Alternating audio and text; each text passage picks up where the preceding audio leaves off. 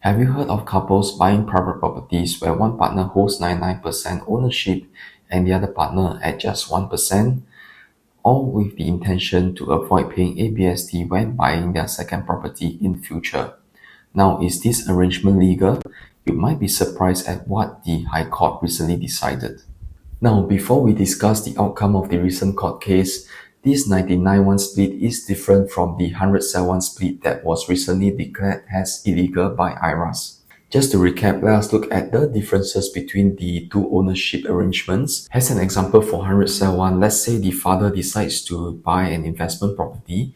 He will use his daughter's name to buy the property first because she has no property under her name, and therefore she will not attract any ABSD. So the daughter, who is a full-time student in university, she'll then purchase the property in her sole capacity first, and 1 week after exercising the option to purchase, she'll then sell a 1% share to her father. And why this arrangement? Because the daughter does not have any income, she requires a co-owner to come in to help to obtain a bank loan to finance the purchase. So as co-owner, the father will pay the buyer's stamp duty plus the additional buyer's stamp duty on 1% share of the property, and with the father coming in, they are now able to obtain a bank loan to finance the purchase. So why is this arrangement illegal?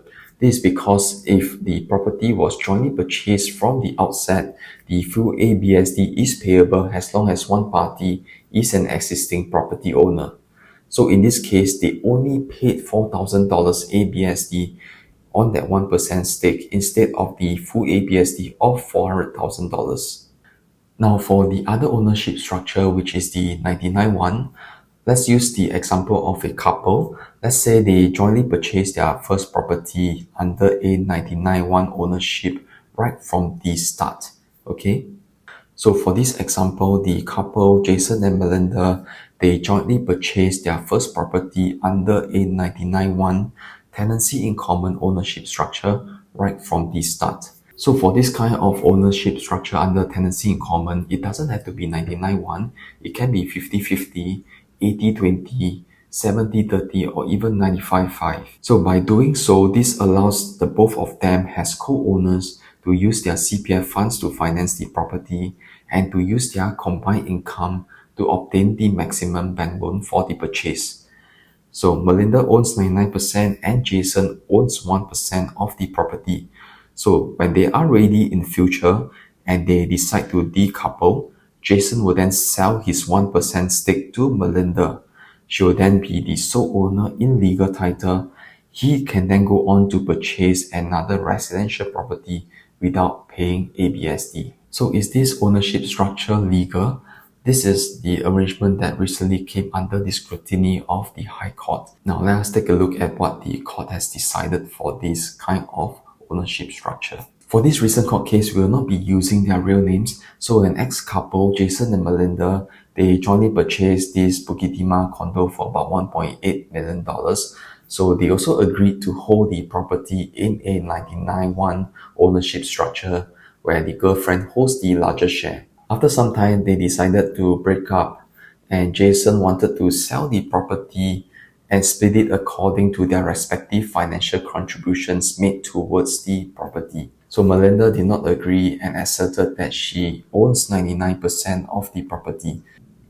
So Jason was definitely not happy since he claimed he held a 70% beneficial interest, yet the girlfriend held 99% ownership on paper. They did this 99-1 structure for two reasons. The first reason was that the girlfriend was feeling insecure and she wanted some form of assurance from the boyfriend. So by giving her the majority share, Jason will have to think twice before cheating on her, because in the event that he does cheat on her, he would have to give up his share of the property and Melinda will own the full 99% of the property. The second reason was to avoid paying for ABSD when they decide to get a second property in future, with Jason decoupling from the property.